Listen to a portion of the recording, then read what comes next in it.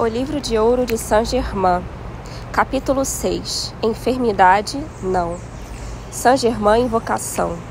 Ó tu, poderosa e infinita presença, Criador de tudo o que existe, sempre majestoso em tua conquistadora presença, só a ti damos poder.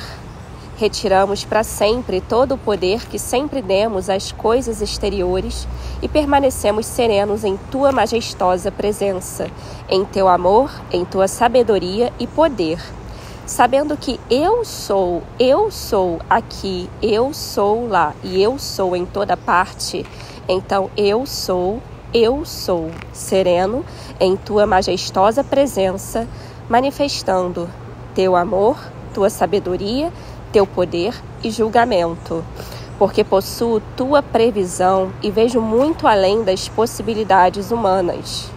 Rendo louvor e graças por reconhecer e aceitar agora e para sempre unicamente a tua poderosa, vitoriosa presença em todas as coisas, na minha vida, no meu mundo, na minha mente e no meu corpo. Regozijo-me por ter eu colocado em torno de cada chama teu círculo mágico invencível, impenetrável a tudo que não sejas tu. Eu monto guarda a minha vida ao meu corpo, à minha mente, ao meu mundo e aos meus negócios, para que nada se manifeste a não seres tu. Nós te agradecemos. Discurso. Continuai relembrando a mente exterior que quando dizeis eu sou, pensando no infinito poder de Deus, pondes esse poder em movimento para realizar com êxito a ideia mantida na consciência ou a ideia em que se prendeu vossa atenção. Os discípulos sinceros não devem esquecer isso por um momento sequer, até que a verdade se torne tão relacionada com a atividade exterior que atue automaticamente. Portanto, vereis como é ridículo dizer eu estou doente, eu estou com dificuldades financeiras ou que pareça representar deficiência de alguma coisa. Eu vos digo que não existe possibilidade de ser desafetados se vos apegardes a essa ideia, por isso empregai-a. Quando pareceis estar resfriados, não é necessário que vos digas que useis lenço. Então, por que será preciso lembrar-vos que a atividade exterior dispõe exclusivamente de um poder para movimentar-se, e este é a presença eu sou Deus em vós? É lamentável que discípulos sinceros muitas vezes não meditam o suficiente sobre esta verdade, para que sua maravilhosa presença entre em atividade. Por exemplo, se disserdes eu sou a majestosa e vitoriosa presença preenchendo todos os cargos oficiais e sustentardes com firmeza esta afirmação em vossas mentes, logo percebereis as bênçãos que digo vos advirão. Preservai-vos sempre no vosso contato com o externo de aceitar inconscientemente a aparência das coisas ou o pessimismo dos chamados financistas. Deus governa vosso mundo, vosso lar, vossos negócios, e isso é tudo o que vos deve interessar. Nunca penseis que seja apenas vossa imaginação, quando percebeis e sentis que se aproxima a plena manifestação desta poderosa presença individualizada. Alegrai-vos. Acreditai na poderosa presença que conserva em seu abraço tudo no mundo que possais desejar ou usar. Não sois dependentes das coisas exteriores. Penetrando alegremente nesse imenso poder e presença que tudo contém, não vedes que serieis sempre providos, mesmo que todo o suprimento fosse cortado? Quero que sintais e que aceiteis prazerosamente com todo o vosso ser que o poder de precipitação não é um mito, é real. Aqueles que penetrarem profundamente nesse sentimento terão a precipitação de tudo o que desejam. Crianças têm sido castigadas por verem seres angélicos e por manifestarem percepção interior. Os pais é que mereciam ser castigados por ousarem interferir no dom divino da liberdade da criança. Se os adultos vivessem mais nesta percepção consciente e na aceitação dessas poderosas e grandes presenças, de cuja real existência a maior parte da humanidade duvida, sentiriam sua presença e sua edificante, sustentadora inteligência.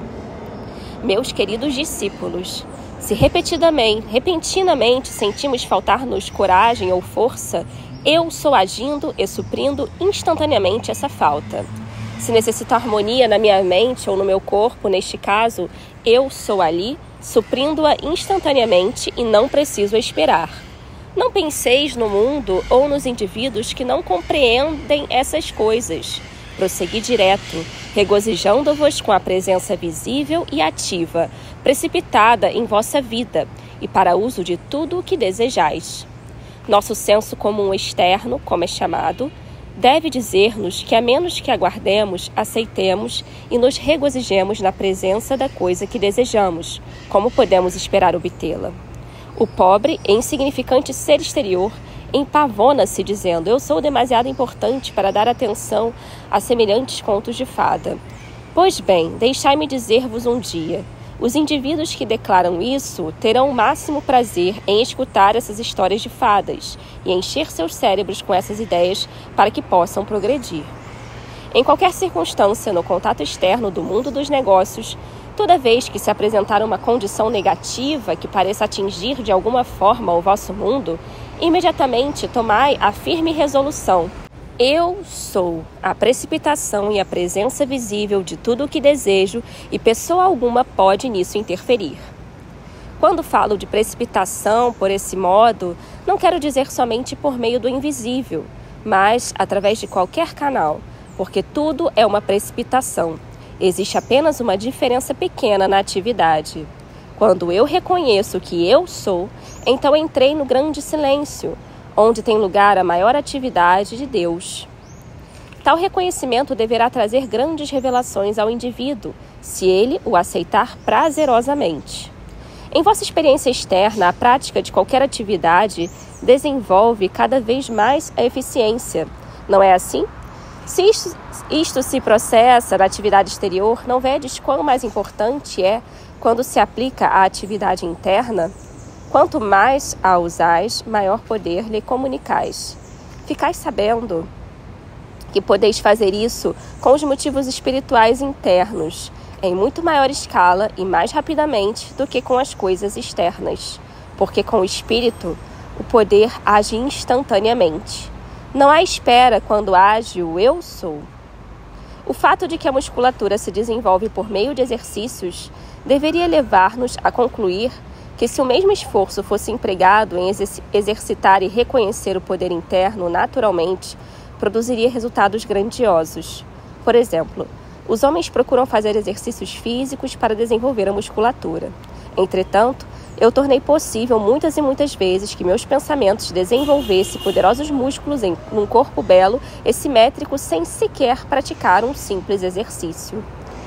Em todo o desenvolvimento, seja do interno ou do externo, a primeira parte do exercício é mental. Devemos saber que há somente um poder e energia para usarmos, e isso vem da presença de Deus, eu sou em nós. Por conseguinte, o exercício de vossas faculdades internas é necessariamente mental, denominada mental, mas eu vos digo que é Deus em ação, porque não podeis formular um pensamento sem a inteligência e a energia de Deus para executá-lo. Portanto, vossa atividade mental é a energia de Deus em ação.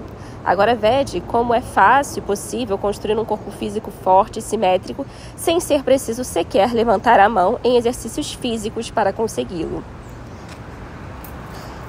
A maioria dos cientistas, médicos e professores de educação física negarão esse fato, mas eu vos asseguro que é unicamente por não terem despertado ou refletido profundamente sobre a energia ou poder atuante, pois nenhuma espécie de atividade pode ter lugar a não ser pelo uso dessa energia e poder interior. Algumas pessoas permitem-se alimentar dúvidas e temores a respeito do conhecimento e utilização dessas grandes faculdades, que se acham permanentemente à sua disposição. Observai que essas faculdades estão apenas submersas, por assim dizer, pelo externo, tal como a rolha de cortiça, que, tendo permanecido pressionada sob a água, uma vez posta em liberdade, assoma imediatamente à superfície. Devo dizer que é realmente lamentável que discípulos sinceros gastem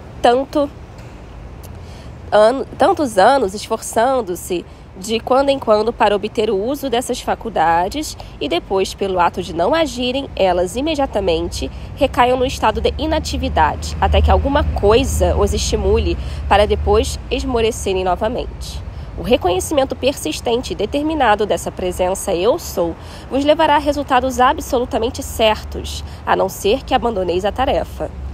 Vejo, especialmente nesta época, um número considerável de indivíduos que, com um pouco de incentivo e descrição do uso simples dessas faculdades, rapidamente darão um salto para a liberdade, especialmente aqueles que recebem esta instrução verbal e a radiação que a acompanha. Não é então de espantar que filhos e filhas de Deus se submetam às limitações de toda ordem, quando com persistente esforço e determinação poderiam abrir a porta e penetrar nesta grande câmara interna, cheia de deslumbrante luz, joias, ouro, e substância da qual toda espécie de alimentação do universo pode ser precipitada? Mesmo com esta verdade clara diante deles, tais criaturas ainda vacilam, descrentes, em dar o passo definitivo, empunhar esse cetro e ser livres. Queridos, novamente vos digo, entoai a grande melodia da presença conquistadora eu sou, cantai-a em vossos corações continuamente. Senti-a com toda a vossa capacidade, decididos a usá-la. Apegai-vos a essa resolução e o conhecimento e o caminho se vos abrirão para vos dar essa mestria que é a vossa eterna libertação. Simplesmente lembrai-vos que já atravessaste o véu. Seja qual for a mestria que o indivíduo tenha adquirido sobre si mesmo, seus assuntos ou seu mundo, essa mestria é e deve ser sempre um recinto sagrado, um santuário interior no qual nenhum indivíduo indagador possa penetrar. Ninguém pode conseguir a mestria se pretende apenas imitar outrem. Procurar, achar e aplicar a lei do seu próprio ser é a rota segura para a mestria, e somente quando o indivíduo tiver realizado isto é que poderá realmente compreender o que é a verdadeira mestria. Só a mestria ser procurada, e esta procura deve ser feita sobre o ser exterior da própria pessoa que a busca. Pode-se andar durante anos ao lado de um mestre sem percebê-lo, até que, em suas próprias faculdades interiores, revelem o fato. Pode-se viver durante anos na mesma casa com o mestre e ignorá-lo, até que surja alguma crise a ser tratada e o seu verdadeiro poder seja revelado. Para um mestre, debater ou expor suas próprias realizações de mestria seria dissipar suas forças, e isso não deve ser feito jamais. Se um discípulo for bastante afortunado em desfrutar de uma bela experiência e se puser depois a comentá-la com terceiros, geralmente haverá tanta dúvida na mente dos ouvintes lançada sobre ele que logo começará a duvidar de si mesmo. É verdadeiramente estranho o poder convincente que podem ter os argumentos de uma outra pessoa. Se um discípulo escuta os argumentos de quem quer que seja, por que não fazer ao menos o mesmo com seu Deus individual e ouvir a respeito de seu poder e bem expressos pela experiência interior? Desde o momento em que começa a entrar a dúvida, mais dúvida se precipita. O mesmo ocorre com o eu sou. Quanto mais atenção aplicais sobre ele, mais ele se precipita. Onde a atenção consciente se fixar, lá precipitar-se-á a energia. Queridos, quando desejais a revelação de alguma coisa, ou quando desejais ser inspirados de alguma forma dizendo eu sou, lançais em movimento este poder que tem inerente dentro de si todas essas faculdades. Ele encerra toda a substância e deve tomar a forma sobre a qual esteja fixada a atenção da mente. O eu sou é a mente insondável de Deus. No esforço por conseguir compreender, o estudante comum está apenas contatando a memória do passado, ao invés de entrar no coração de Deus e extrair aquilo que ainda não foi revelado. Os discípulos muitas vezes não compreendem que tenha havido muitas civilizações de imensas realizações que são totalmente desconhecidas hoje em dia. A Atlântida, a Lemúria ou a Terra de Mu são apenas fragmentos das grandes civilizações que já existiram. Para efetuar coisas fora do comum, os discípulos que desejam consegui-las devem tomar a firme determinação. Eu sou o coração de Deus, e eu agora crio ideias e realizações que nunca antes foram produzidas. Considerai somente eu sou aquilo que desejo criar. A presença eu sou é o coração de Deus. Entrais imediatamente no grande silêncio, no momento em que dizeis eu sou.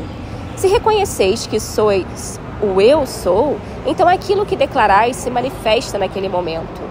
Crer é ter fé em que uma coisa é verdade. Há uma entrosagem entre crença e fé. No começo, uma coisa é crença, mas, se mantida, ela se transforma em fé. Se não acreditais que uma coisa é verdade, não podeis trazê-la à manifestação. Se não acreditais em eu sou tal coisa, como pode ela manifestar-se? O velho ditado, não há nada bom ou mal. O pensamento é que torna as coisas boas ou mais. É uma verdade absoluta. Sabendo que a energia de Deus penetra no indivíduo absolutamente pura e perfeita, deveis então compreender que é o próprio indivíduo quem modifica essa energia, imprimindo-lhe sua impureza. Essa pura energia de Deus penetra continuamente no homem com as batidas de seu coração, e ele a requalifica projetando-a na atmosfera. Este é seu privilégio como Criador, a imagem e semelhança do Pai. Todos estão qualificando constantemente esta energia que jorra sem cessar. Cada qual está continuamente transmitindo a ela sua cor através de sua própria consciência. Toda atividade do exterior que qualifica leva consigo a inerente faculdade do som e da cor. Nenhuma atividade, seja de que espécie for, pode ter lugar que não possua dentro de si som e cor que lhe são inerentes. A perfeição de Deus não tem, por natureza, nenhuma descoloração internamente. É no interior da faculdade externa que dá qualidade às coisas que têm lugar à descoloração. Todo discípulo deve assumir a responsabilidade de sua própria atividade ao qualificar a energia que emite. A mente não pode atuar sobre coisa alguma que não possua em si mesma inteligência inerente. Seja o que for que fizerdes, não leveis em consideração o elemento tempo no sentido humano, mas iniciai vossas obras com alegria e perseverai até que elas se manifestem. Se vos apoiardes firmemente na poderosa presença de Deus em ação, entrareis na plenitude e perfeição de tudo, à vossa disposição para uso imediato. Toda conquista permanente deve ter lugar mediante o esforço autoconsciente do indivíduo. Que é mágoa? É simplesmente a concordância com a imperfeição. Jamais vos deixeis invadir pela mágoa humana. Cuidai para que ela não vos arraste pela areia movediça adentro, quando podeis usar asas para vos elevardes acima de tudo o que é destrutivo. Não julgueis, mas continuai a penetrar alegremente na presença eu sou, e todas as coisas se manifestarão perfeitamente. Para qualquer condição deficiente, especialmente velhice, usai eu sou a perfeição desse indivíduo. Assim terás posto Deus em ação dentro dele. Seja o que for que disserem no mundo exterior, não vos deixeis afetar, pois estáis vos encaminhando para essa perfeição e deveis manifestá-la conscientemente. Se não tiverdes cuidado, podeis num momento deixar entrar uma expressão que poderá seguir-vos durante anos, se não a suprimirdes. Quando usais conscientemente a grande lei, sabei que o ativo poder do pensamento de Deus conhece perfeitamente seu rumo, vai e atua com perfeição. Conscientemente, encarregai a inteligência eu sou de usar tudo o que for necessário. Dizei, inteligência eu sou. Qualifica isto com tudo o que for necessário. Eu tive um discípulo que de tal forma qualificou o círculo eletrônico ao seu redor com o poder de curar, que era chamado sombra curativa. Não era, evidentemente, a sombra que curava, mas no momento em que as pessoas contatavam seu círculo eletrônico, eram curadas instantaneamente. Compreendendo Deus como amor, por que foi que Deus se individualizou? Para ter algo que amar, porque foram divididos os raios, a fim de expressar amor. Amor é o princípio ativo de Deus. Quando amais, envolveis o objeto de vosso amor com este manto de Deus, nesta radiante presença. Jamais critiqueis. Procurai sempre expressar compreensão todas as vezes que pareça haver uma errônea atividade sexual e erguei a consciência do indivíduo, focalizando a atenção no ideal elevado de qualquer espécie, a fim de controlar o pensamento. de modo que a atividade sexual possa ser submetida ao controle consciente do indivíduo, mediante o emprego de sua própria vontade. O uso correto e puro do sexo é para a expansão e expressão do amor na procriação de uma forma, de modo que a alma que está por vir possa ter um caráter e temperamento harmoniosos e amorosos. O pensamento e o sentimento dos pais são a atividade que influencia e molda. A natureza do princípio de vida do indivíduo é para amar.